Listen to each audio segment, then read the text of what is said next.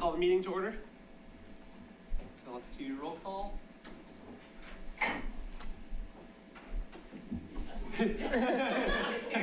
Faster, faster now.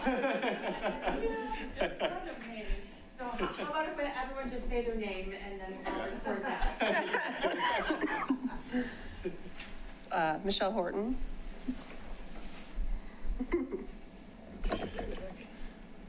Mike Henshin. Caitlin Stafford. Ezzy Snell. Howard Fisher. Jim Zarsky. Right, thanks everyone. I'd like to propose a change to the agenda and move up item 6G to be at the top of the discussion list. I second the motion. All in favor? Aye. Cool.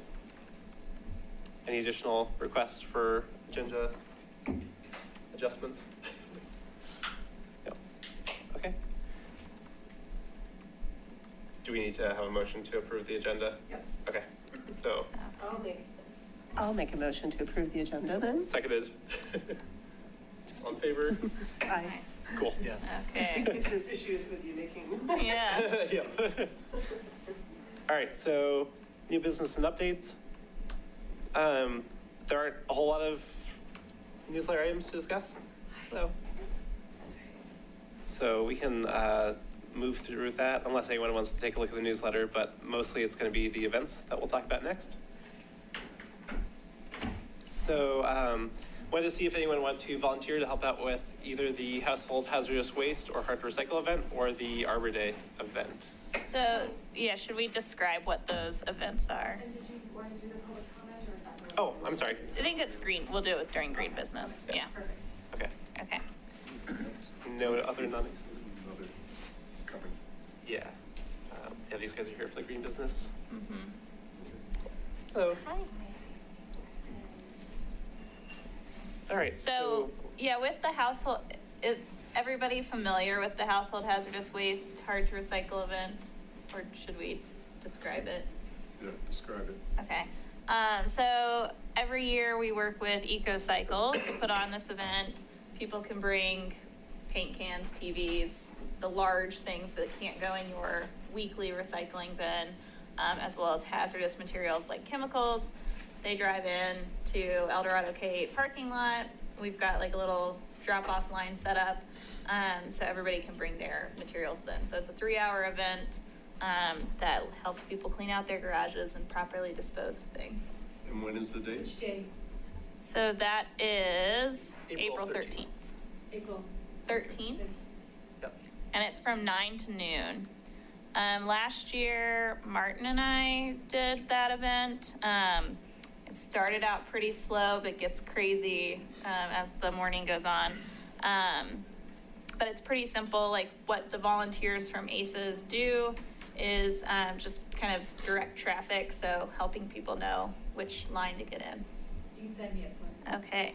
Anybody else? I'll try not to go too many long ways. I'm a maybe. I gotta double check on that. Yeah, I'll do that for maybe too. Okay. Okay. Double check soccer schedule that day. Okay. It's from 9 to 9 on the 13th. Yes. Do we have a meeting between now and, I think we meet on the 11th. Do you just Yeah. take the Yeah. whole 3 hours or do we break it up? Or?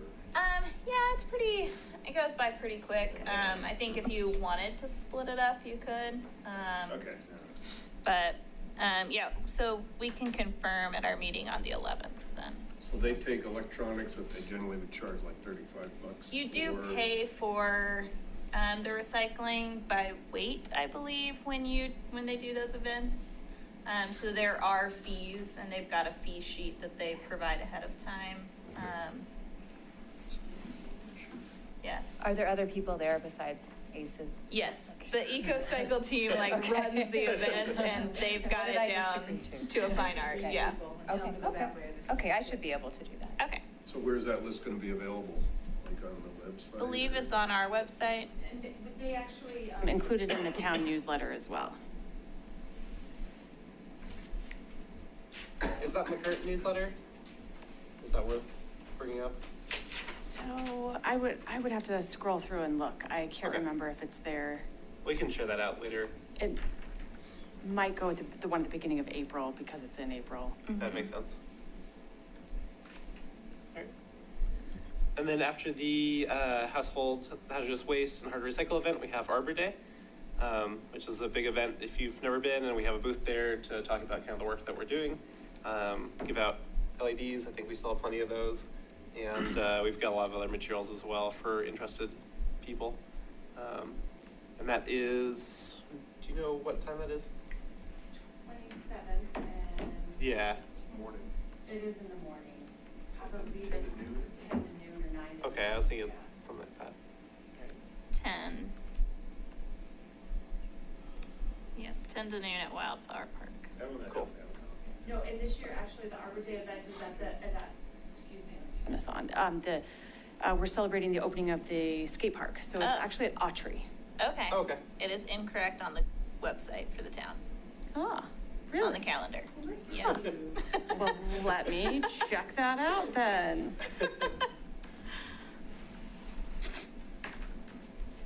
Is there, do we discuss what we're gonna hand out at some point, or is that kind of set in stone? If there are additional things that we want to hand out beyond the current materials we have, then we can discuss that. Yeah, so every year with our budget, we can purchase like giveaway items. Last time we purchased things, we purchased LED light bulbs. And that is what we still have. Lots of. So it's kind of like we go through one thing, and then once we kind of start running low, it's time to decide what our next item will be. Well, since we're right there by the solid waste recycling facility, do we want to maybe get some of the paper yard waste bags to hand out? And then also maybe compostable garbage bags and Ziploc bags, and kind of, promote that since we're kind of right by our recycling facility. Yeah. Just a Sounds thought. good to me. So, Yeah.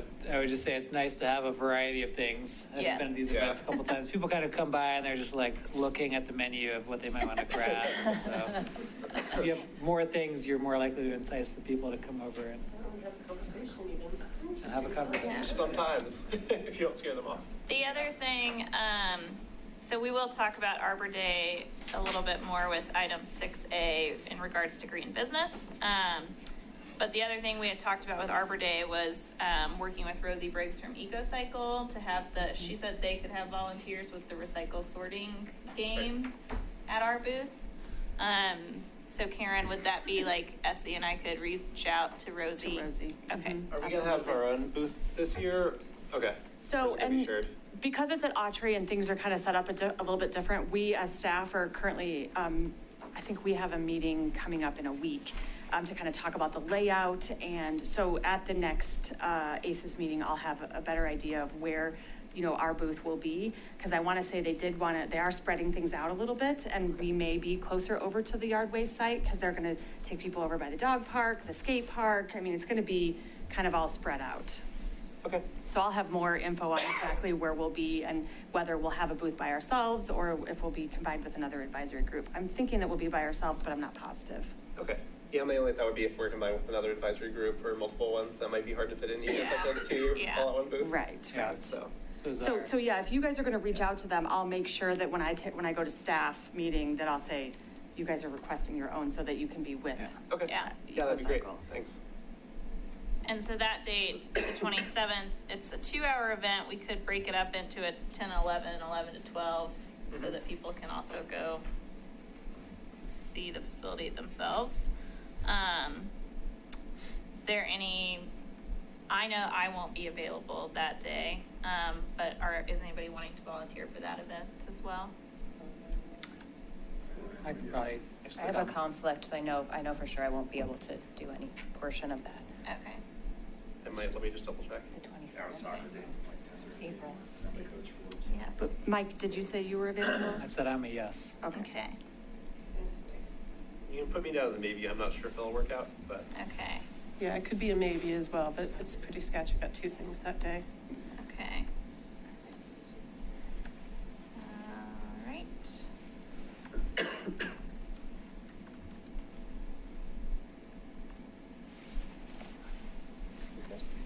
Any other questions or thoughts on Arbor Day? we dive into the discussion items? You giving away trees or? I don't think so, no. So the town, we do plant trees on that day, and we will be That's right. planting, the Parks Department will, with other volunteers, will be planting trees at Autry. Are they gonna plant ash or? Unfortunately, I don't know exactly what type of tree.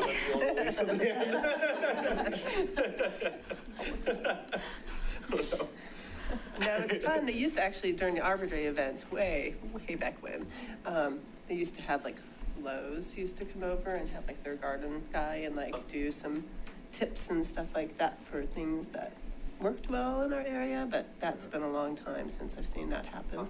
We do have lots of handouts in our box of materials in regards to tree selection and maintenance, I believe. That's right. Okay. All right, so let's go ahead and move on to the first discussion item, which is now the green business discussion. Can we invite Matt Hannon to give an update on green biz tracking? I think this is on. Yes. Hey, everybody, I'm Matt Hannon. You've probably been receiving emails from me about workshops, so you can now put that email to a face. About 35 people on that email chain. So, basically, for those that don't know me, I'm a business sustainability advisor with the Boulder County Partners for Clean Environment program, or PACE program. I've been to a couple of these meetings, but I think there's a couple new faces here. But basically, my program does business sustainability advising here in the county, and I am the advisor that works everywhere that is not the city of Boulder. So we go in, we provide rebates for LED upgrades for lighting. We give out a lot of recycling bins, bike racks, high efficiency water equipment, anything that has to do with sustainability. We pretty much cover it and help businesses save money, save the environment at the same time. And then another part of my job is the Green Business Program. So that started about 8-9 years ago in Lafayette. Was very successful, moved to Louisville. Louisville just dropped their third year.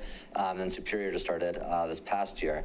And so you could basically apply through this Green Biz Tracker platform and gain recognition for any green things that your business is doing. Get some free PR, door decals, that kind of thing. So I think most of you are probably pretty familiar with the program. And yeah, basically a quick update. I've been telling Caitlin and apologizing every week for the last 6 weeks or so that we're gonna get the scoring done for like the 4 or 5 businesses that applied in Superior for the first year.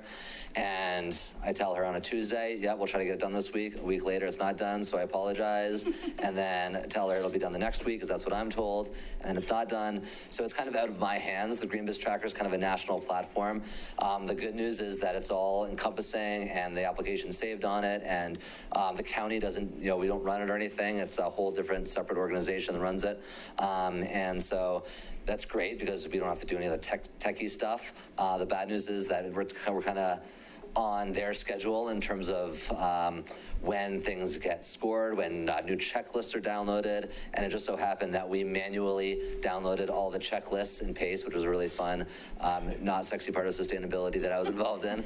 Just putting that all in there. This is like a year and a half ago maybe, and then Green Business Tracker decided they want to have these standard checklists, so they overrode all those checklists, and they've done that a few occasions.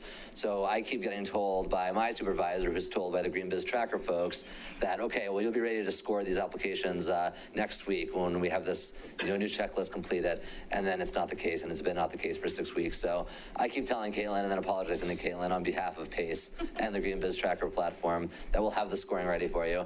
And now I'm told that next week we'll have it ready.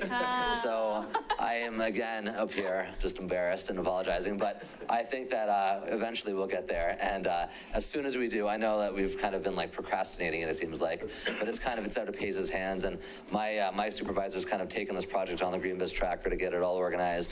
And so he's been quite frustrated with his contact over there. So, and I'm passing the frustration on. So we're really hoping that next week we actually can get the scoring done. There's only 4 businesses. It really should not be difficult to say, okay, this business has all fluorescent lighting and nothing great going on, so they get bronze, versus this business just did a big upgrade and they got compost, so they should be getting gold. But we have to, officially do it through the Green Biz Tracker system, officially score it with X amount of points.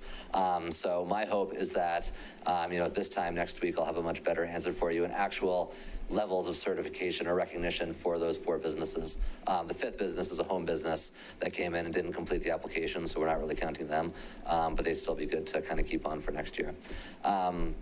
With that said, as soon as I have the scoring done, I'll forward it to Caitlin, and she can let all of you know, or I can just send it to ACES, the general email address. And then from there, it's kind of up to you guys how you want to recognize businesses, with the door decals, doing an Arbor Day thing. It's totally up to you guys. We're just here to kind of support. And I did, a lot of outreach kind of door to door to get the name out there with the program. First year is always kind of like, all right, what's going to happen? Who's going to apply? How is it going to kind of work out? So it's kind of the growing pains year. And then second year is a little bit more smoother. By the third year, usually you have kind of everything down pat. So, we're still kind of in that new first year, wrapping the first year up. How do we transition to the second year phase? But, I'm here. You guys all have my email address because I'm going to continue to email you about the workshops at least. And so, that's pretty much where Green Biz Tracker stands and the program from our side of things. If there's anything that we can help with, if you have any businesses you think would be great candidates, let me know, connect us. I'm happy to go out, do an assessment, give them a bunch of free recycling bins or aerators or whatever else we can. I have a lot of free county-funded offerings, sustainability offerings that we give out. So that's always nice to kind of get the foot in the door, and then eventually try to give them $15,000 to put a solar system on the roof. So that's kind of our main goal in the end. Can you describe some of the things that Lafayette and Louisville have done for their business recognition? Yeah, so it's kind of started with the door decal. It's always kind of popular. A lot of people like to put that in their door. So if customers come in and say, oh, I'm a silver business for Steve Lafayette in 2017 or whatever it was. So the door decal is kind of standard. Generally, we put all the names of the businesses up on the city's website. So, the town of Superior has a website, and you can list all the green businesses there and their levels, just so that's a little PR. The city, the town, the Chamber of Commerce, TJ over here, yeah. They usually put something up on their website as well, or at least the chamber members that are green businesses go up there. They don't have to put in non-chamber businesses. So we'll get them involved usually. And then the workshops have been a new thing, obviously, we have going. It's initially started as like a green business only workshops, and that's kind of how it is for a couple of them, but we have a whole, we have 8 or 10 different ones we're hosting this year, with like 3 of them just in early April. So that'll probably be a little more countywide, depending. And then we have newspaper articles sometimes we do, press releases. So we're trying to get, a lot of good PR for some of these businesses. And then, we have different networking events sometimes. Lafayette used to have an event. Louisville does have an event. Just had theirs February 21st, where we had the mayor come, say a few words, city council members there. We have free food for them, cash bar, because we're the county, we can't pay for alcohol. And neither can the city of Louisville. So that's just a great networking event. People love to go to that. They eat, they drink, just for like an hour and a half, network a little bit, learn from each other. We had like a little group activity we did just to kind of do some brainstorming for folks this year. So the event has been pretty popular. Lafayette used to have an event. They've not done it the last 2 years because they wanted to put any efforts towards like newspaper articles, or they actually did a lot of Google ads. So they put some money into digital advertisements. That's where kind of the event funding went into digital advertisements for Lafayette businesses. So yeah, that's kind of a plethora of maybe a half dozen benefits. Okay. Any other questions for Matt? Yeah, I think you all have my email, and I can leave it on my card if anyone needs it. But feel free to reach out if you have any questions. I will definitely email Caitlin, if not all of you, once we finally get the scoring done. And I'll be sending out a couple other workshop reminders, because we've gotten a lot of feedback that that's another benefit, that when we polled people at the end of the green business year, they say, oh, I want workshops to show me how to market my green business. I want to know more about installing an EV charging station. So those are 2 of our next 3 workshops, and you'll have, total experts there from like the Regional Air Quality Council, and we have a digital marketing expert who happens to just be like a gung-ho Lafayette green business that's going to do it for us, and it's all for free. So it's a really great opportunity for businesses to take advantage of. Cool. Well, thank you very much. Thanks so much. TJ, do you have any comments or feedback on how we can best recognize businesses? I only come up when I'm called. I'm very intimidated by this setup. So, hello everyone, and the millions in TV land. All of our viewers. All of the viewers at home. I'm TJ Sullivan. Since January, I started January 10th as the new executive director of the Superior Chamber of Commerce, and so I've learned what ACES is. Please don't quiz me on what it stands for, but I'm learning. Karen has been very wonderful in orienting me toward things. A couple things relative to the chamber and your activities, I suppose. We are involved in Arbor Day. We are going to have between 5 and 10 businesses that have an interest in interacting with the crowd that would go to Arbor Day at the event. So I don't know the exact number. We're still lining up who's going to be there. I know at least one is a tree service, so we won't have the Lowe's person, but we will have somebody there who understands an ash from a maple. So that's good. We're doing that to, and then we've done that for some time, from what I understand. So it will be my first Arbor Day in Superior, so I'm going to find that park, and I'm very excited. So we did meet with PACE on Monday. Matt and Zach are very smart men with much bigger degrees than mine. They were very patient with me as I was asking questions like, now, what the heck is PACE? And what is EV? Oh, electric vehicle, got it. You know, so I'm learning a lot of acronyms from them, but they're doing great. We talked about promoting their events in our communications to chamber members. And then we're also talking about some potential for perhaps, maybe not in 2019, but maybe into 2020, having a business after hours perhaps that is oriented toward the program, the Green Business Program, and so forth, and maybe looking for a way to highlight the businesses in Superior that have achieved those certifications and that sort of thing. So we're not going to do it like tomorrow, but we're looking toward the future on that, which is fantastic. We're very open to participating in any new ideas, recognizing those businesses. I think at some point we'll probably sit down and brainstorm and think, what could we do? And especially looking for ways to recognize those chamber members that have looked for, who have taken that on. So we're just generally appreciative. As I've come into this job, I'm just so appreciative of the amazing connection between the town and the chamber. We're so aligned and such great partners and working together all the time. And I really look forward to working with all of you to whatever extent I can. In this first year, I'm learning everything I need to do and everything that I can do. And I hope you'll reach out to me whenever I can be helpful to you. And if you have any questions, except for acronyms, I'd be happy to answer them. Anybody? We didn't even compare the businesses the 4 businesses you've talked about to see if they're chamber members. Yeah. Yeah, so I guess that's something we should do at some point, so. Anything else? Any questions? No. Right on. Thank you. All right, well, thank you very much. Appreciate you. So hopefully we will have decals soon. We know we need to order 4, but we don't know which colors, so. But other than that, are there ideas that we have for at Arbor Day? We could have like a poster display thing at our booth. We could invite those businesses to have like a flyer at our booth, something like that. Well, I think the emerald beetle or ash borer needs to be a big topic in this town, and we should have some educational materials on that. And TJ mentioned some businesses are going to be there. Maybe we need to have a couple certified arborists that actually treat trees for the emerald ash borer, not just someone that's trying to sell them a quarterly spray of the tree, because that's a different service. Because from personal experience, I ran into that. But you get a certified arborist that come out and they'll treat the tree once every 5 years, whatever it needs to be treated for. But I think it's catching people by surprise. because, the Daily Camera did the press release, last May or June, that it was officially found here in Old Town. I was doing the straw poll of all the friends I had in Superior, and not many people were aware of it. And it seemed like they're kind of doing a last minute rush last summer to try and get their trees treated. So that's my 2 cents.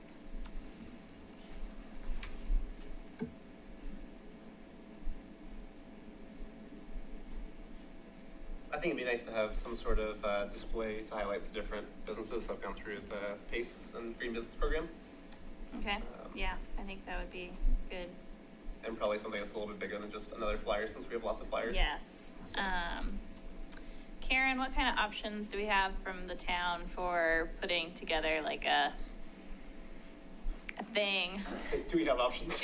Is there an option from the Yeah, town? at this point, probably the best thing is for the committee members to take that on Okay. and decide who could do something like that.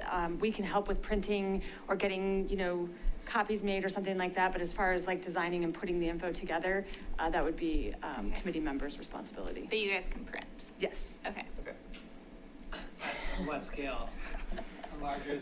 Mike wants to know how big we can print. We do have a wide format printer here that prints very large. All of the posters that we printed for the most recent community engagement, which were window size, we printed those here. Okay. Wow, okay. That's big enough. Do like a table That'll banner. do. Okay, so we will have a display with the logos of the green businesses, and once we get that list, then do you have contact info for all of them as well, I'm assuming? Yeah, so we could reach out to them and say like, send us your logo and, okay. Okay, that should be sufficient for the time being for Arbor Day recognition. Okay. And then. You guys are welcome to leave if you would like to. You don't have to stick around for the whole. Y'all are really fun. But, 9 hours of interviews. yes. Thank you for coming. Thanks so much. Email very soon. Thanks. Okay. Try. With regards to the Beatles, do you guys know of any good resources that we could share? I think we have a pamphlet or something on Ashboard, but I don't know how Yeah. useful it is. Well, there's going to be a tree company at the function. I don't know if they'll be covering that topic, but. That's true.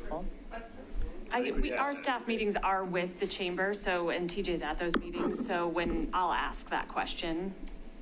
Okay. That's probably the most important issue, current issue I can think of, right, that we would want to. It'd be Yeah. better than a same old Yeah. speech. They give the same one every year. It'd be much better to do something more targeted and different this year. Yeah, not all tree companies treat for it, so I think it'd be worth asking if they treat Well, it. I think they could at least, I know they came out and looked at some of our trees. And Oh, we're gonna treat the them this same year. one did, okay. I don't know which company it is, but Okay. I would think they could at least, I think there's some, unfortunately, I think the signs are when it's too late already, but, it's too late to treat, but. Oops.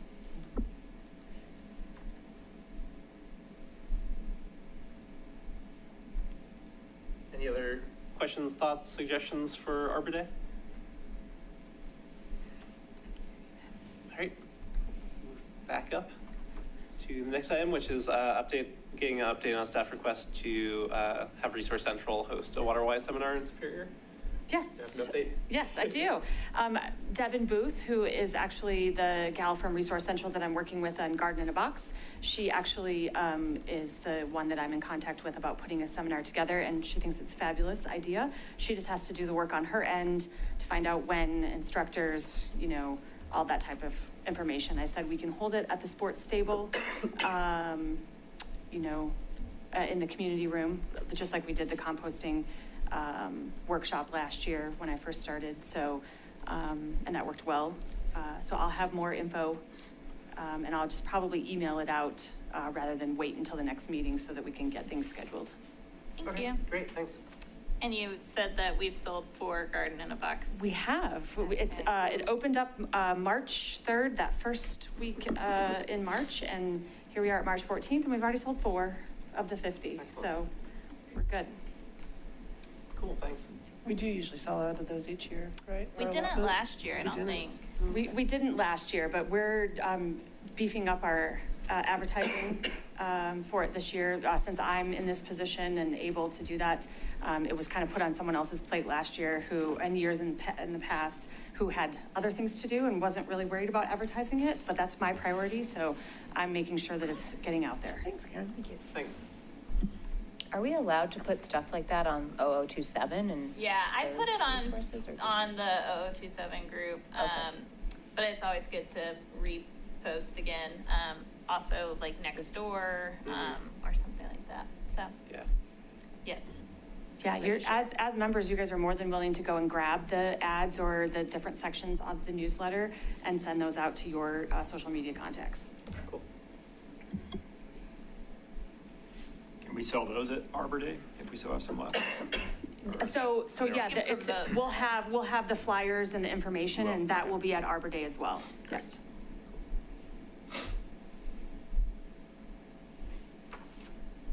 All right. So I guess we can move on to next time, which is the potential for having an Energy Smart event, which is something we've talked about in the past, but haven't really put together, so. So I wasn't sure what this would be. Is this like a thing that we've done in the past or other No, communities so this would be do? a new thing. Okay. And the original idea was to bring together a bunch of resources around energy efficiency, and potentially bring in like Excel if they want to have giveaways, or just other sources of information about energy efficiency, and have a sort of an event. Since this would be a new event, I expect that to take a fair amount of organization. And I think that's pretty much as far as it's gone. It was an idea that we included in our work plan, but we haven't moved beyond that, so. I guess, would anyone be really excited to take that on and organize the whole event, or is that something maybe we should probably hold for the time being? What are we trying to educate people on with running an Energy Smart event?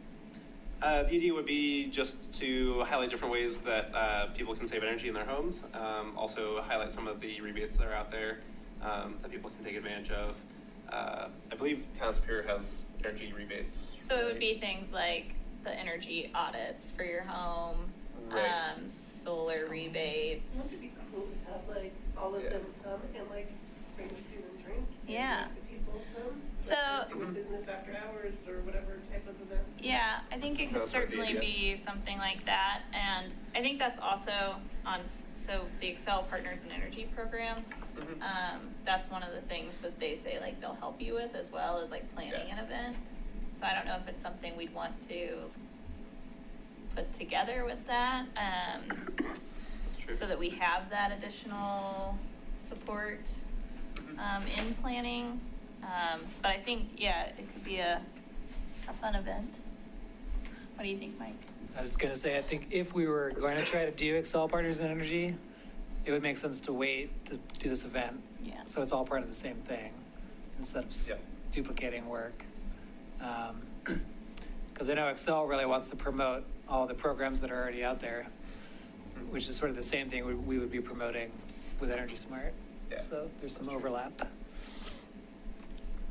So would we work with Boulder County Energy Smart on this too? Was that the idea? Yeah, so Energy Smart is the county program, so Yeah. maybe they would be excited for someone from their team to do all the organization, but I don't know. I don't know if they've done other like community events before, or if they have a good template for it. You would think that would be something that, I don't know, it just seems like something that would have been done at some point. Seems like it, for sure. In Boulder especially. Yeah, I Yeah. was like, Yeah. is there a template for this? How do we not reinvent the wheel? Yeah, I mean, Sounds like something we need to look into a little more. I could definitely be a strong resource in this. I've been doing energy audits my whole life as a career. So, I could Yeah. speak off the cuff and tell people what to do about their homes and so forth. I probably don't have all the energy rebates memorized. But I think coming from a resident, that's a really great thing, because you don't come off like this, Yeah. you know, as like a salesman, yeah. So no, like I said, I'm an expert in that field. I don't know if I could lead the whole event right now. Yeah. It may not happen until like December if you put me in charge of it right now. But yeah, if we're looking at partnering with Energy Smart, having an Excel rep there, and I could be a local resident who can speak from experience on energy efficiency, upgrades I've done on my home, stuff like that. I'd be happy to to help out. Yeah. Cool. Great. So I think maybe next steps are, we could check with Energy Smart Boulder County. Leah is on their staff and we've had her here before, and see if they have some ideas or formats that have worked in the past. But then also see if we do decide to move forward with Excel Partners and Energy, we could do that. So maybe just keep it simmering. Okay, that sounds good. We'll put it back in the agenda in a couple months and see. And yeah, let's reach out to Energy Smart in the meantime. Do you want to do that, or does someone want to do that? You've talked with Leah a lot, right? Yeah, Leah gets an email from me once a month, and it's always on a Thursday evening. Now the scorecard's almost wrapped up. Time to keep that conversation going. I don't want her to miss you. I don't think I haven't responded to this. Okay, cool. Any other comments on that, or?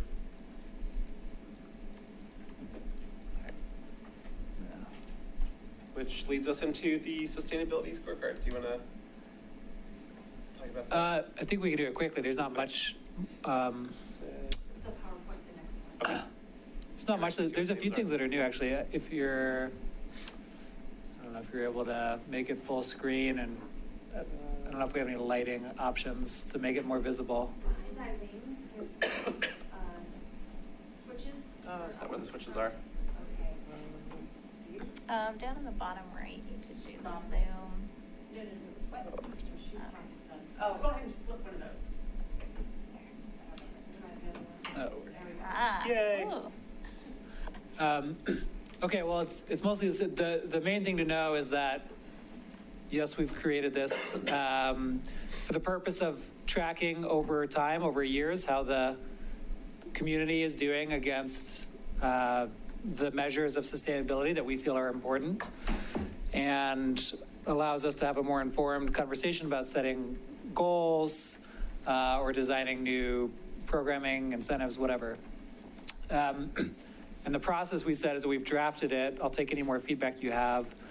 I've emailed it. Last meeting we said I would email it to Ezzy and Lisa for the Excel file so they could like check the math and make sure I'm on the right track, which I just did today. I should remember to do today. And then at the April 22nd, I believe, we have sometime around then, we have the session with the board, and we would share it with the board for board feedback as well. So then we'll have all the input, we'll finalize it, and then hopefully, if we're on the right track, we will produce something that can be adopted more formally or posted on the town's website and updated every year. So most of this is still the same. So I believe on this one, on the bottom left, percent recoverables remaining, we now have the number, so I can add that, which is 18% or so. 18.4%. And just the other comment that we got last time was it's good to put these numbers in context where we can and identify if there's a benchmark, either another community or a target or something like that. I've added a couple later on. I guess my question for Lisa right now is on the PRR in particular. Is how could we put that in context? Is 18% really bad or really good? I have no idea. We have numbers from some of the other communities and for Boulder County. Okay. And it might not be bad to have two metrics, one being the recycling rate also, and we've got The lots of. recycling rate? Yeah. Is that the same as? Not at all. No, not at all. Could you explain for my information the difference? In the next agenda item, I will. Yes. Oh, you have that coming up. Okay, great. Yes. Okay, so we'll incorporate the additional data that you've gathered. Great. And you said that, like Boulder County is interested in this and creating this where it's, other communities in the county are doing the same thing we are with this format. So then they would be kind of apples to apples comparison. Yeah, that's an aspiration that we have that I think Leah shares. So, and we're the first. We're just doing something, so other communities don't have it yet. So I think if we got to something we liked and the town board supported it, and we started, we could display it publicly, then that would be the impetus for the county to work with the other communities to duplicate it. And then we should be flexible if we need to change something on it to match other communities. But the end state could be that multiple communities have a similar thing and we can just see how everybody's doing compared to each other. Great. Yeah, if you could go down a page, there's a couple, yeah, so these are the couple things that were new, or I just added the benchmarks basically. So residential water use per year, those numbers, one of the legend items is missing. But one of the two dotted lines is the state of Colorado. I believe the 44 is the state of Colorado, and the line beneath it is Boulder County, I believe. I'll have to get that line back in there. But it shows that our residential water usage in the town of Superior is actually lower, well below the other benchmarks. And then ozone, we see that our ozone is the green line, which is actually above the EPA standards, so that's bad. It's not specific only to the town of Superior, as we said last time, it's across the region. So the whole region is in violation of EPA air quality standards for ozone. So this will call attention to that fact. And then the one below at the other pollution measure, we're fine, we're good on that one. But, cool. And one thing we were hoping comes from like this metric is that we potentially could go for grant opportunities to have a local measuring station. Yeah, either one like really official local measuring station, which is expensive, or there's the new technologies that are out there that are a lot cheaper. They may not like officially qualify for government reporting, for like federal government reporting, but we could put a bunch of them around the town and get a pretty good data set, so I think let's put this out there, and then if we find that the town board shares our concern over violating EPA standards, then we may propose some other more local air quality monitoring to get even better data to help inform what we do about it. Cool. Yeah. So I have one comment on the residential water use. Would it make sense to do more of like a stacked bar chart sort of look? It took me a while to figure out what the lines were for, because they're floating above the. I think it's because the years are, so like we're measuring Superior year to year, but we have a 2015 Colorado measurement. Oh, okay. Yeah, and those measurements are not available every year, so. Gotcha. Okay. I think we can more clearly, we can like put the label next to the line. Maybe that'll help read it. Or maybe even just having a clear vertical axis to make it clear that it's all one chart as opposed to like one chart and then lines. some lines above it. All right. Yeah, I have one comment on the residential electricity usage. Should we just make that kilowatt hours per year? Yeah, what do I have it in there? I have megawatt hours. Megawatt hours, and I'm just saying. People are more likely to understand kilowatt hours because that's well, because that's what their bill is in. Yeah, sure. I mean, a lot of us can do the conversion super quickly in our heads, but a lot of us cannot do the conversion super quickly in our heads. So. Yeah, that's a reasonable change. I know adding 3 zeros on there could be challenging for some folks. It's a reasonable change. Yeah. I think it also has the benefit of making it look like it's a lot of energy, which, you know, from someone looking at that might be more of an incentive to try and cut back. That's a good point too. Yeah. Just it's a little more shocking, just have more zeros. Before you even read what the units are, it looks small. Where now the gas is in therms, which is good. It's consistent with the bill. Yeah.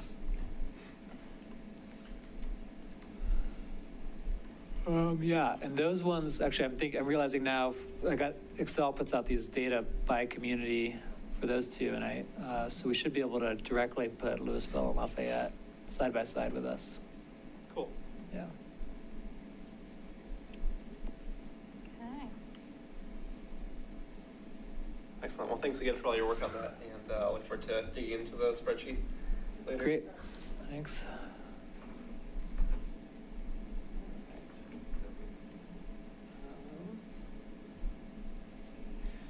So next up is the Excel Partner in Energy program, which is something that some of the other local communities, like Louisville and Lafayette, I believe, work directly with Excel. Yeah. Westminster. I assume Boulder must. One would think. I don't know. They're not on great terms with Excel. Well, fair enough. Yeah, They have their own programs. Yep. And Mike, do you want to provide an overview of it? I can sort of try. I think you know it a little bit better than I do. I think it's been a year since I researched it, but Excel, no, but we did have the opportunity to speak with the woman who ran it at the time. Excel runs the Partners in Energy program. It's the intent of the program is the Excel staff partners with community volunteers, so a group like this, to develop a plan for how to improve, how to establish energy-related goals, and then help plan to meet those goals in the general sense. So, and I think Excel internally sees it as an opportunity to get greater uptake of programs like energy efficiency or renewable energy purchasing programs, other things that they offer to customers, which they see are likely to align with our goals. So if we say we want more renewable energy and we want to be more efficient, then a big part of it is they'll work with us to promote both the Excel programs that are already out there to support those, and any other offerings like the county programs as well. So it's, it's like an additional resource to help us plan and get going on things and do more. And for Excel, it's a way to get the community engagement. So that customers in Superior have, more opportunities to sign up for their programs. So I forget if it's like a 6-month or 12-month process. It's 2 years that they commit to working with you. It's a 2-year process. Yeah. I just found that link that you sent. Yeah. Really nice diagram of what they do and how they do it. Yeah. Yeah. And they do a lot of stuff around like education and marketing, so helping us build awareness and make sure we're messaging the right programs. And I think it would give us some of that additional capacity for outreach to help meet some of our work plan goals, but also some of the things that we're like, we know we want to do something in this area, but we're really not sure what the best way to go is. They can provide some support and ideas. Yeah. So it seems like a really great thing. I think it does require, active participation from our side too. So yeah, we have to be willing to invest some time into it as well. And I believe some of the other local communities have also invested funds as well for kind of custom incentives through their program. So I think we'd be more limited on that front, but I think they do a number of things without monetary investment. They also help you with grants of figuring out where funding can come from, what opportunities might be available. Okay. So they may be able to help us identify some more funding opportunities, but yeah, I think it could be helpful. I think Mike's right. It would mean more time from people on this committee, and maybe not like everyone every time, but kind of sharing some of that, and also involving the people that Rosie works with through Superior. So finding some other people in the community, not just our committee, that would be interested in being part of that process.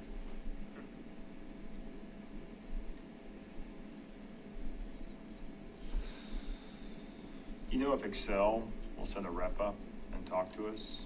Yeah, we can get them to send the rep. So if that's helpful, I think that'd probably be the best next step. Yeah. So okay. There's like are you interested in meeting with a community representative? They do have an application. They only do this program in Colorado and Minnesota. So I'll fill out the form then and see if we can get somebody at the next meeting. Yeah, well, is the form the actual program application? Just an email. Oh, just the you just email them. Yeah, just an email. Yeah, not the actual application. Yeah, I think it'd be better. Yeah, I think it's more worthwhile just to chat with them first before applying for it. Yeah. Yes.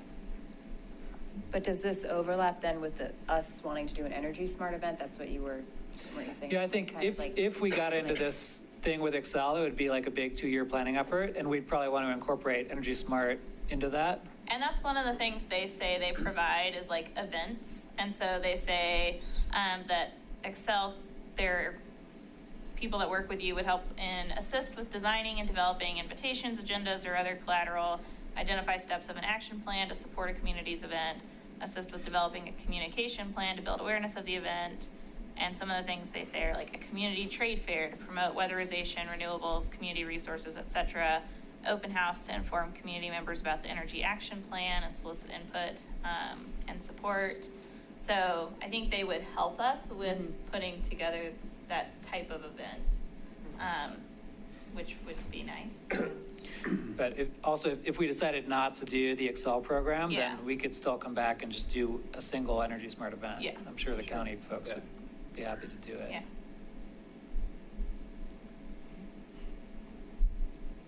Cool. That sounds great. Okay.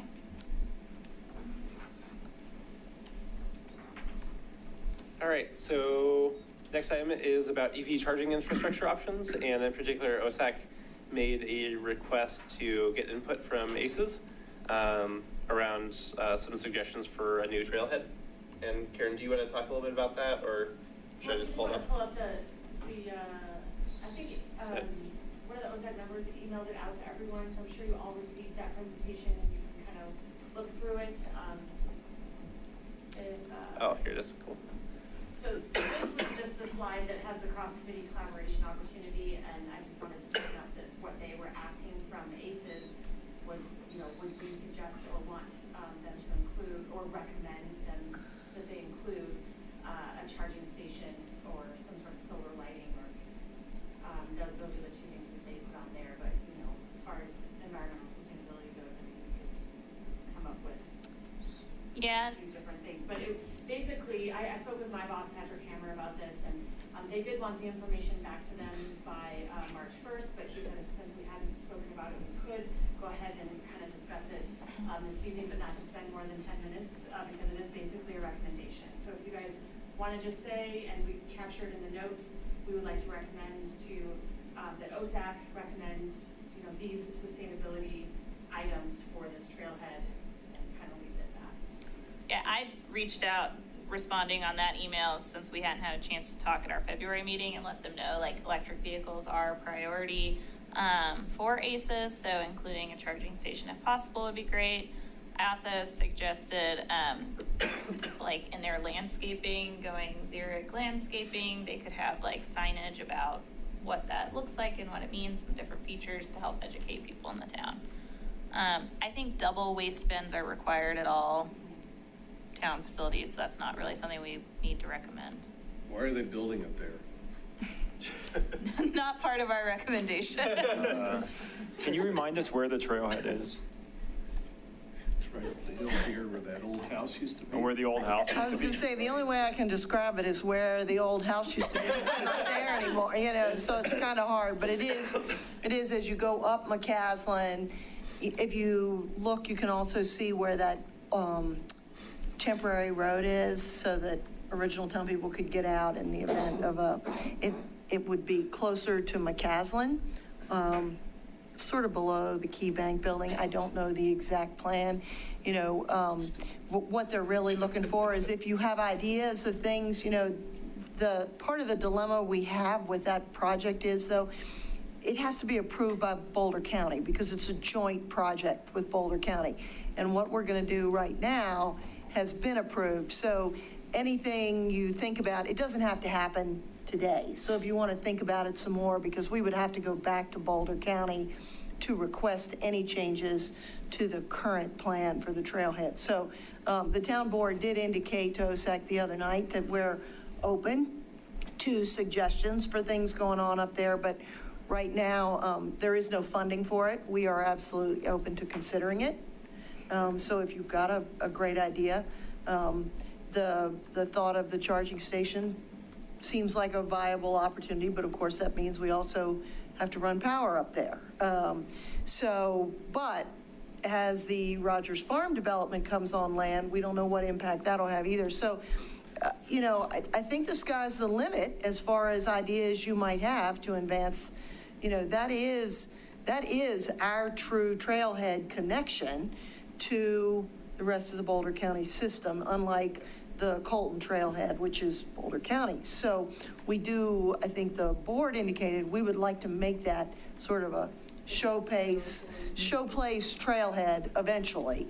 So if you got ideas, certainly share them, but if you don't have something today, we still got time to think about it, so. I'll just say one thing, I think in the plans there, you have the entrance to that trailhead coming out right onto McCaslin Boulevard. People are doing 45 to 50 miles an hour going up that hill.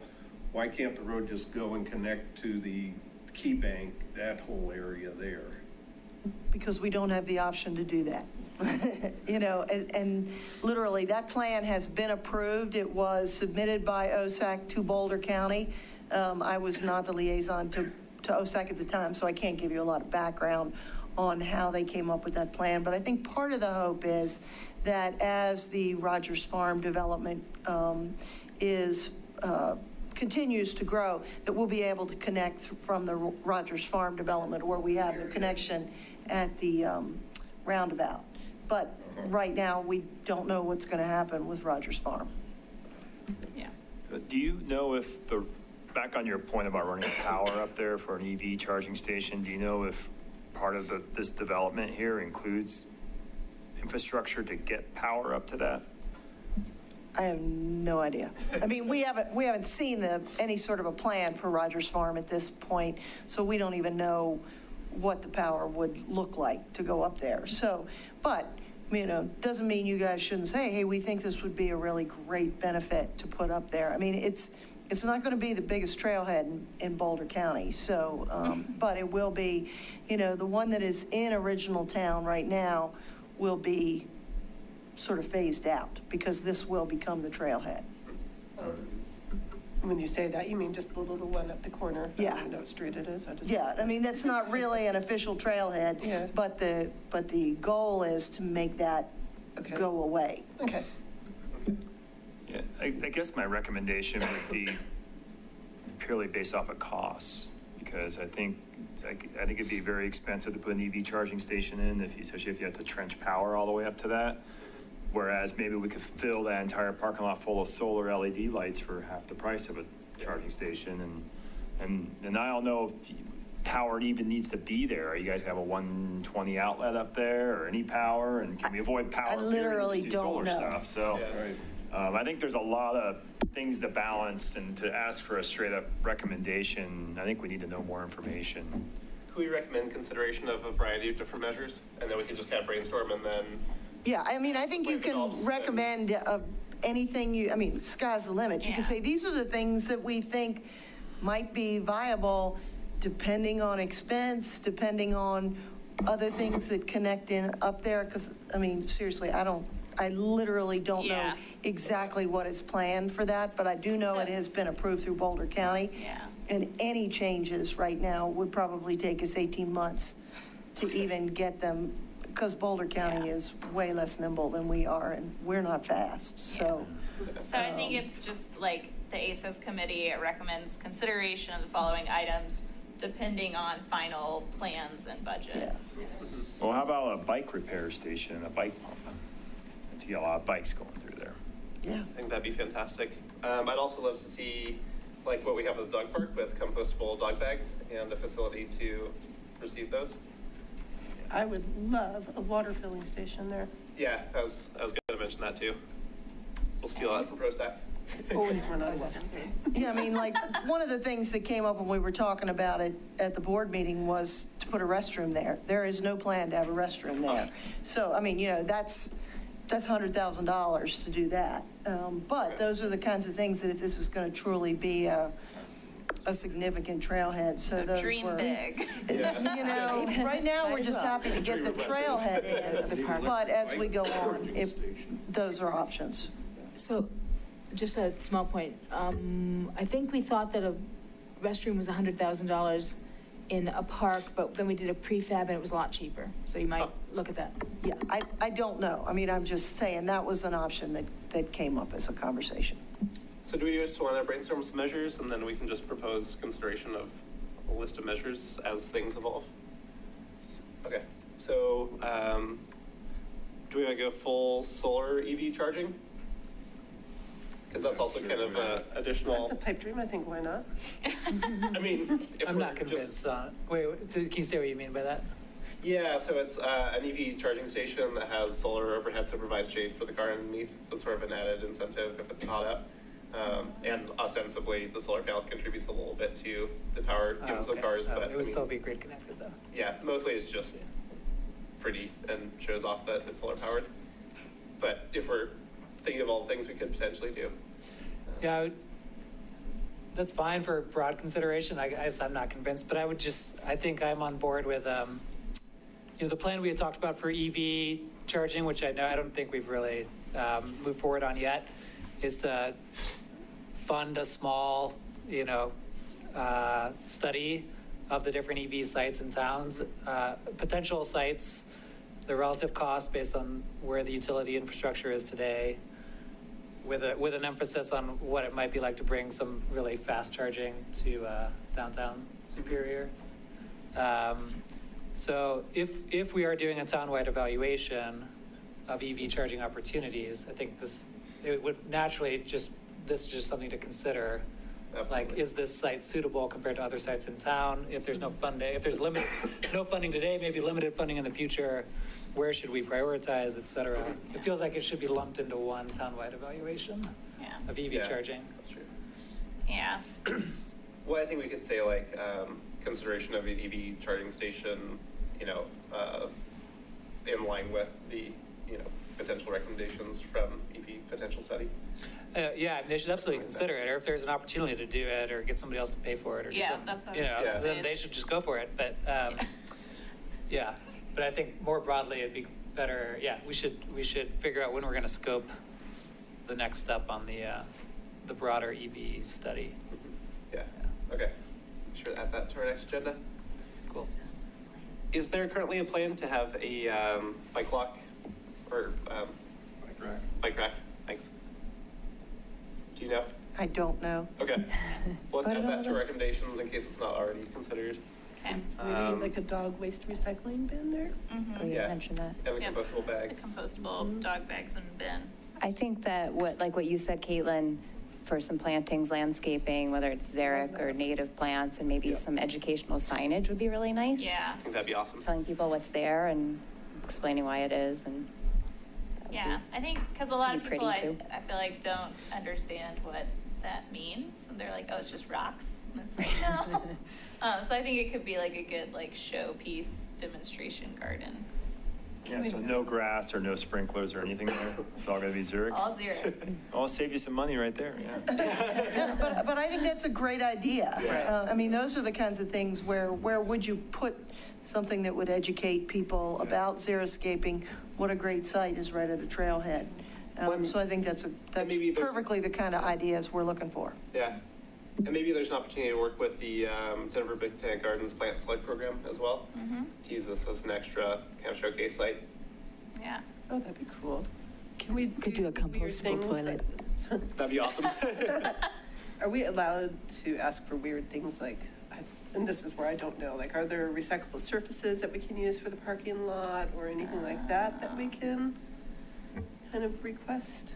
I assume it'll be dirt, just like the Colton Trailhead. Yeah. If they put like a picnic table, we could suggest like We could have Resource build it for us instead. Sure, yeah. Ah. If it is paved, we could look for warm mix asphalt, which uses a lot less natural gas in its production. what's that called? Warm mix asphalt, I believe. Okay. We're gonna have a lot to talk about at the OSAC meeting. Yeah. Be like, what are these things? Yeah. Get as weird as we want. Well, but it is funny, like, his Resource does all the recycled materials, so instead of having the traditional split rail fence that's from whatever, why can't we do recycled items of the same caliber, working with our county Yeah. groups? Yes. Any other ideas? I feel like we're stretching the limits a little bit. but- You got the bike repair down? Yes. Yeah, I think that's a fantastic Bike idea. benches. Yeah. I got that on there. Yep. Yep. And we have solar lighting on there. Solar lighting. Yes. Okay. Okay. I think that's great. Do we need to make a motion to have that be our official recommendation for consideration? All right, I'll Do you want me to read it out? Sure. Okay. Make it official. So the ACES committee recommends consideration of the following items depending on final project plans and budget. Bike repair station with bike pump, compostable dog bags and bin, water filling station, EV charging station, possibly covered by a solar paneled shade, xeriscaped landscaping with educational signage, possibly partner with Plant Select, bike racks, compostable toilet, if paved, use more mixed asphalt, ask Resource Central, to provide materials that are recycled for fencing, railing, etc., and solar lighting. Cool. Pretty good for 3 minutes of work. Yeah. All right, so I'd like to propose a motion to make that recommendation. A second? All in I'm sorry, favor? first. Passes unanimous. Okay.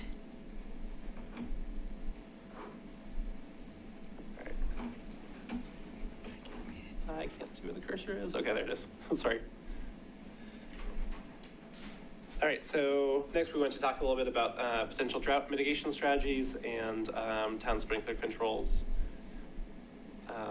Yeah, this is something that came up in our work plan. Yeah. We're talking about the town grass common areas, or we're talking residential?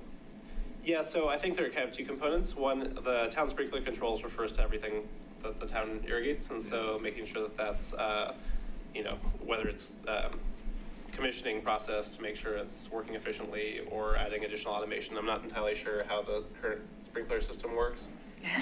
Can we? It's automated, but. I think you guys made that Yeah. big upgrade the last couple of years. I mean, I think the first and foremost is the excess water you see running down the street. I think we need to Yeah. hold our landscaper accountable for actually checking that and making sure, yeah, we're not splashing cars as we're driving by, because it's pretty excessive every summer. I'm sure you guys see that too. Absolutely. Yeah, another thing is that I'm trying to put together sort of a map of all the Kentucky bluegrass that that Superior has planted along areas that absolutely have no reason to be there, or the size of the parks. That just, you know, it's just waste. And also the landscaping company, I'm sure, is using like Roundup or something, because you look at these areas and they're just pristine. There's no thistle growing in there or ragweed or anything. So, and I was talking to Ken Lish, and he said that I think their budget, he was pretty surprised at the budget that the town spends on the landscaping. So I think this would help the town if we just sort of said, okay, let some of this Kentucky bluegrass just go to natural. Don't have to do anything with it, particularly along McCaslin. If you go walk from McCaslin, Indiana, over to Rock Creek, along those 8-foot fences, there's Kentucky bluegrass growing the whole length. First of all, the houses along there, they're never going to see it. And unless you're looking at it for it, you don't even know it's there. But I've walked it, and I think it's ridiculous to have that. And there are a lot of other areas that have a lot of Kentucky bluegrass growing, and it's just a waste. Even if it is, you know, recycled water, whatever. But, so I'm going to try to put together something with Google Earth that shows, you know, all these green areas that we really don't need. So, and then maybe show it to the town. Some of it is probably like the HOA has yes. a big, and we don't, the town can't do anything about the HOA. And this is a really political issue, as you know. You know, the town's residents get really uptight if they see a single weed. It's just like considered part of, just wait. Yeah, I know. Give me a chance. They feel very strongly that it affects their property values, and it's a really big problem. But I think if you presented your idea with zones, saying these are clearly, you know, like really egregious, and, you know, there's nobody that can see this or something, and then another zone that's a little bit, you know, more on this side, a little bit more on that side, you might be able to, I think it might be more successful than just saying, these are all stupid. Yeah, Okay? I agree. Well, also it's the cost, because Ken Lish was saying that their the landscape costs for Louisville, and I believe that it's all not Louisville, I'm sorry, Superior. I said, well, you know, is it, when I was talking to him, is it the HOA? He says, well, no, it's Superior. So. Yeah, it's always been We town. can check it out, but he thinks it's mostly Superior that's. HOA doesn't own any property. Right. The only thing that HOA owns is the power to the monuments where they put lights on, and they don't even own the monuments, really. So, I think the rules only apply to residential property too, not town property, yeah. not green spaces. I mean, it's a tricky one. I mean, I would love to see something progressive from the town along the lines of if they're replacing or redoing any sprinkler things, that they run parallel lines for future thing, so that, like what they're doing up at CU could be done throughout the town, which is delivering a natural pesticide alongside their sprinklers. It's all fed through the same system, and that's why everything's green at CU. It's all natural Or, combined, yeah. or if it's broken, consider whether or not to repair it first. That's a great Whether idea, you even too. want that there, so. Yeah, Well, I think along the what lines of the what grass. the town did on Lower Rock Creek Parkway down by Saddlebrook several years ago, where they tore out several sections on the median. They tore out lots of grass and Yeah. replaced it with flagstone and rocks. I mean, Oh, I think yeah. in some ways that looks It does look nicer than nice. grass with brown patches in it when it's dry and so forth. Agreed. I think there's a Yeah. lot of great things you could do that look even better. And that sort of goes With along the lines flagstone of and what, rocks and mulching. Well, they could replace it boulders. with buffalo grass or. that goes along the fescue. lines of at least the same, like here's like areas where this would be better served to do X or whatever. I think that's great. Well, I know what area you're talking about along McCaslin. I go Yeah. running down that, and that'd be a great spot for a trail right along there. Pull out all the grass and have a trail between Indiana and where it curls into the new development Right, and tear out all that grass. or let it just, tear it Yeah. out, put a trail there, that'd be a great idea, because there isn't anything for people have to go on the road. Well, yes, if you want to work on that map and we can discuss at a future meeting, I think that'd be fantastic. Okay. What about the excess water use and all that So stuff? I think that's something that we're gonna have to check with town staff and Yeah, we have Vargas as the landscape contract for the town. And what room we have to make recommendations regarding that. And it's just such a long-standing problem. It would be nice to see it finally fixed. It was, and Absolutely. you know, maybe it's something as simple as requiring a bi-weekly inspection of whether or not the sprinklers are aimed right. I mean, goodness, Yeah. we have Yeah. to change And ours all the time broken. at our house, yeah. Yeah. And working, yeah. You mean you don't like the big fountains? That just- Decorative. And then also, is there more that we want to do in terms of sort of like long-term advising or planning around potential drought Yeah. mitigation? Looking forward, especially with climate change and other things. I think that we should have some kind of voluntary water restrictions, so people with water on a certain day.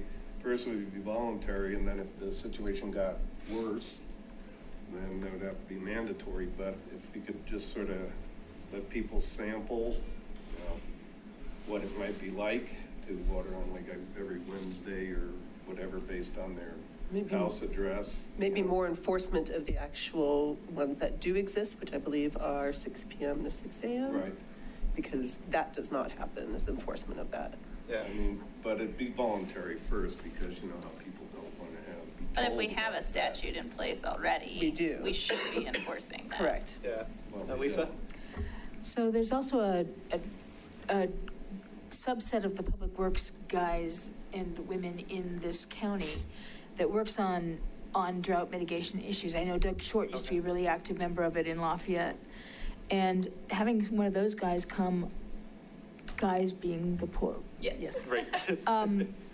Come and tell us about where we stand and also what are some of the successful strategies that have been used in Boulder County before Yeah, excellent. or elsewhere, I think would be really informative to us, and then we could endorse certain ones or that we thought especially fit. Yeah, that'd Would you be fantastic. able to recommend somebody and invite them to come? I can explore it, sure. Okay. Cool. Thanks. That'd be great.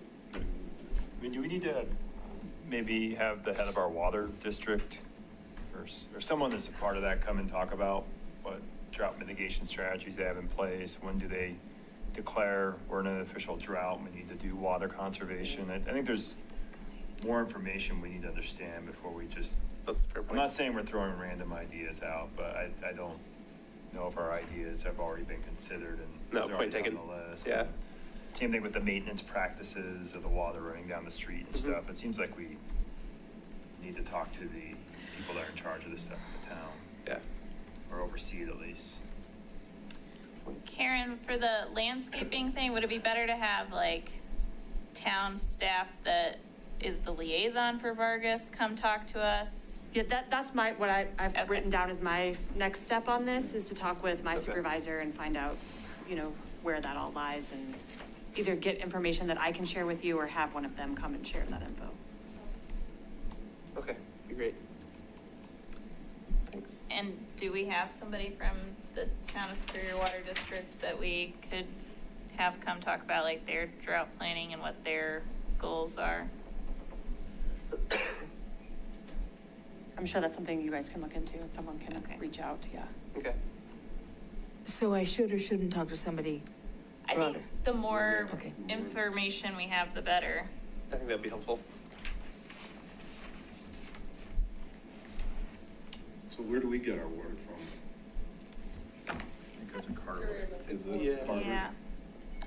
Big Thompson and something else, right? Yeah. What is it, Windy Gap or whatever? Yeah. Windy Gap. No, I just screwed up, whatever the one is. The one back here. Yeah. I'm not entirely sure. I used to know. I think it's Carver. Colorado, Big Thompson, and Windy Gap. We're supplied. Shocking. We're Every so yeah. often my brain pulls Supplied something by the out. Northern Colorado Water Conservancy District.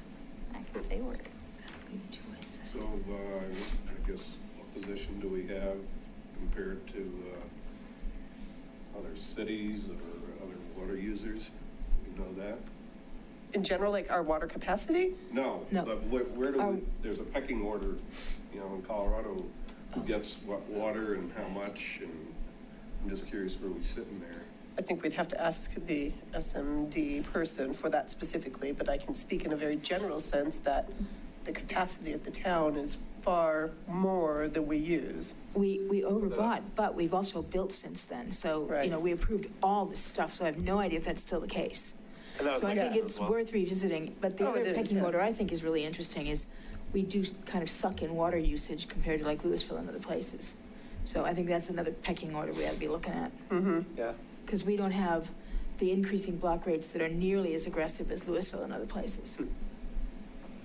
Well, Very true. I mean, if you really wanted to have somewhat, I'm sure Alex Arianello could come in and talk about what our position is with the Windy Cap Firming Project, which is actually the partnership that we will be buying into starting in 2021, 2020.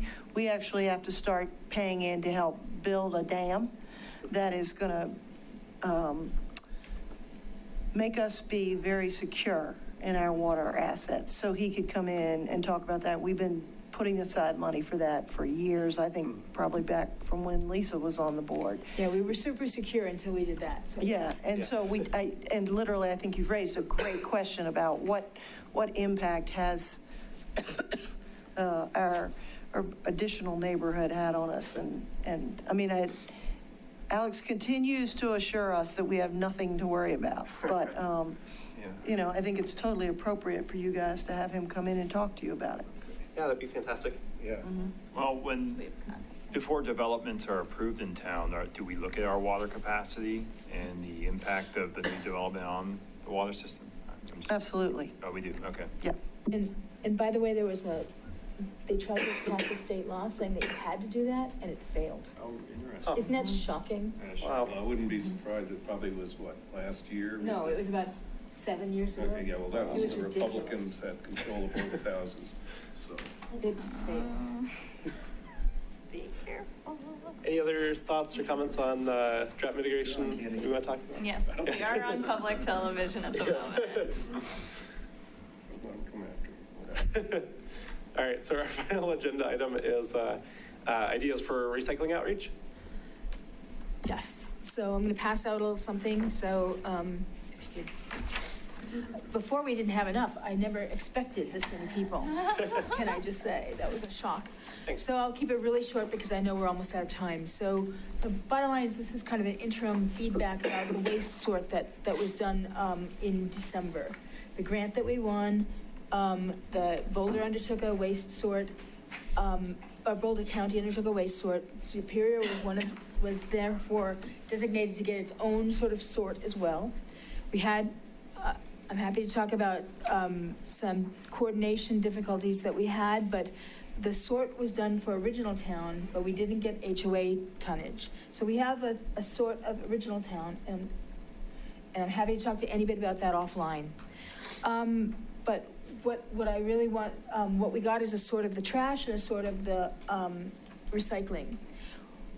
The next sort is going to happen in either late May or early June. So if we want to do something like have an education campaign between the first sort and the second sort, we need to get moving, which is why I wanted to get this on the agenda. I think what's kind of advantageous is that we can do it because it's Original Town, which is 171 homes there, plus a few others that make it 450 total homes, not 2,100 or whatever it is. So it's a reasonable number of homes that we could potentially hit. And it would be great if we could hit just Original Town and the town contact, because then the second sort, then the HOA region area would kind of be a control group or a baseline for, you know, the seasonality factor. Not perfect, but not bad. So, you know, it's not quite what we wanted. The kinds of indicators we're able to get from these sorts are shown on here. I did look up where we stand regarding some of the other cities. There were a couple of the cities that sort of paid into the sort, not with a grant. So we got quite the bargain. And, oh God, come on. Caps lock is on, yes. Come back. It's just making me nuts. Anyway, we have some numbers about how we're doing in Superior, and what we see is we've still got about 24% recycling rate. That's based on the tonnage reports. That's not from the waste sort. Okay. The second number is we have how much of the material that's in the landfill or in the trash can could we be recovering as legal materials that the builder facility takes, and it's around 18%. And how bad is our recycling contaminated? Well, it's actually, I think it might be a little, it's within a percentage point of this figure right here. So around 20%. When I look at the other communities in Boulder County that were singled out in this waste sort, we're doing better for percent recoverables remaining. We're recovering more of the material than the city of Boulder. So Boulder actually has a little bit more to do. Wow. Recognize this is a very small sample sort. So the statistics around it are really broad. I'm looking only at the mean, not at the confidence interval. So give me a break. Yeah, I didn't calculate that. We're doing worse than Lafayette. Lafayette is cleaning up, doing really great. The other community is sort of rest of county, and we're a little bit, we have a little bit more to recover than the rest of county, which kind of is influenced, I think, if Louisville had been in here, I suspect Louisville would be one of the winners. Louisville is really cleaning up, as is, you know, so anyway. Then when we look at the contamination rate, we are doing better than Lafayette and worse than Boulder for the contamination rate of the cleanliness of the recyclables that we're putting out. Anyway, when you look at, I think that what I'd love is if, you know, we don't have any brainstorming time here today, but it would be great if y'all would think about some messaging or some logos or some catchy phrases or something that would hit at the targets that I've listed here from that waste sort. And I sent around the raw data as well, so you all can see it as well. It would be great if we could brainstorm some ideas for the messaging, and maybe if you preferred colors or whatever, and I can work with anybody else who wants to, or I can task some of my staff who are younger and like getting that pretty stuff together, to come up with some possibles to circulate around, and we could come up with what we think are some educational campaigns. And from the literature that I've seen, one of the best things to do to clean up the contamination is a cart hanger. So if we can make some cart hangers to hang on these it's all on Monday, so it works out pretty easily to, we could hit the carts one time, and we could maybe, leave a door hanger or something else on another time. And those two pieces of information are probably gonna be about as effective as anything, other than door to door, which is really effective and really retains behavior, but we would have to muster some manpower, some staff power, some people power to get that to happen. But I'd really like to have us do something before the next waste sort, see how much we can affect it. Okay. Lisa, you said the next waste sort is May or June? Late May, early June. Okay. So there's an EcoCycle event that Rosie had sent out. I know it's happening in Rock Creek, but Oh, that's too bad. it's going to be at the fire station. But I know Rosie had also said the EcoCycle volunteers in Superior were available for things like We this. need to be really targeted. It needs to- Yeah. So we could ask Rosie, like, hey, here's a need that the committee has and we need more manpower. Would they have people that are willing to do Saturday walk-arounds, do the cart hangers? So I think that was one of the things that she pointed out, like, if you guys need extra hands and bodies, like, that's what the eco leaders can help us with. But that's a good point too, because we can figure out where the eco leaders are and where we are, and probably spread out pretty easily and only have to do maybe a couple blocks each. Yeah. Why don't you have them contact me about how many people Okay. and that sort of thing? And I was willing to do it as well, and anybody from the committee who wants to do it, I think would be the first choice, and yeah. Sure. So anyway, How do we have to go about getting like cart hangers designed and printed and stuff? how do we go about Getting cart hangers printed and designed and all that? I said I would be happy to take a stab and you all can vote on them. Sure, sounds great. Cool. And And anybody we who's could artistic get- could do the same. Printing through the town. Okay. EcoCycle doesn't have anything though like that, right? It probably wouldn't be as specific to Yeah. No, us. there's no point in us paying them to do it. No, it's fair enough. Thank you. I just didn't know if it was something they would provide for free, so that's the only reason I asked. Yeah, we want this really targeted at Superior's messaging. Makes sense. The other thing is making sure we talk with the town and HOA about updating the, like, how to reduce wind-blown trash and recycling to remove the backing. Because, like, Oh, it's on God, yes. handouts that are in the hallway. And I also made some suggestions about some problems I had trying to find out what recycling day was the town's recycling day. So that needs to be corrected as well. I Yep, gave you a and- list of ... Yep, things. yep, I received that, and other staff members who take care of that have received that. But if you guys want to put together recommendations for different updates on website information or handouts that we have here in town, all you have to do is put the information together, get it to me, and I'll get it on to the staff. Cool. So this was yeah. only done in the original town. Yes, Why was that? I'll happily explain to you. But the second sort will include the HOA. The second, again, we'll talk, that's under negotiation. Okay. Okay. But I thought the reason why we wanted to do seasonal sorting was because we wanted to see the impact of compost on the sort. We do. So to keep apples to apples, why do we want to do this educational campaign to change the data when we're trying to extrapolate between two different seasons? Because we can cleanly remove the compost from the sort. So there was zero compost in this first sort. Yeah, I get that. And so we'll be able to look at what the difference is with an education campaign. Oh, so you're saying we'll have the compost and then all this other stuff, and all this Yeah. other stuff, we want to see if we improve that? Yes. Okay, now I follow you, got it. And we don't have a sort next year necessarily paid for. We know we Got have it. one this year. Okay, I Yep. follow you now. Okay, It's the best I could come up with. okay, makes sense. Well, thanks again for all your work on this. This is fantastic. Oh, it's been fun. So, How much? Oh, and when we improve this reporting thing and come up with an education campaign, we're meant to provide that as part of the grant. okay. And how much, like, I think it's something we should think about for our budget recommendations over the summer of, like, making this just a recurring project, not a grant-funded project. Yeah, agreed. And then feed into your report card It's with real data. all coming together. So how many houses did you say this included? This used sorts at the land, out of the trucks. Oh, out of the trucks, okay.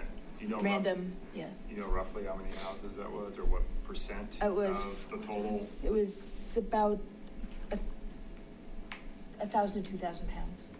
So do we know if that's roughly 20, 30%? I'm just curious. Like how many? Like what percent of all the containers they collected, or how many households that they collected, did this data come from? It was, let's see. It was 5%, 1,000 20? Hold on. It was 1,000, 2,000 pounds, and each household put out how much trash? Each household puts out 21 pounds of trash. So you can figure that out. And, the same thing for the recycling, and they put out, recycling of about 4 pounds, or 8 pounds, 8 pounds for the collection. So you said the sample size was 400 houses roughly? No, I didn't say that. Oh, okay. I said the sample size was about 1,000 to 2,000 pounds. That's how much they look through. They sort that much. And then 21 There's about 4 to 6 samples or so of about 200 pounds or so. You need multiple samples to get variance, to get confidence intervals. All that. Again, not something we want to discuss here. I'm happy to I'll talk study the about it. data. There you go. Thank you. Yeah, I'm happy to explain it or give you along, the methods we use for when we do sorts, so. Cool. Okay. Well, thanks so much, everyone. And if there are no further comments, we can go ahead and adjourn for this evening. I will not be here next month. Okay.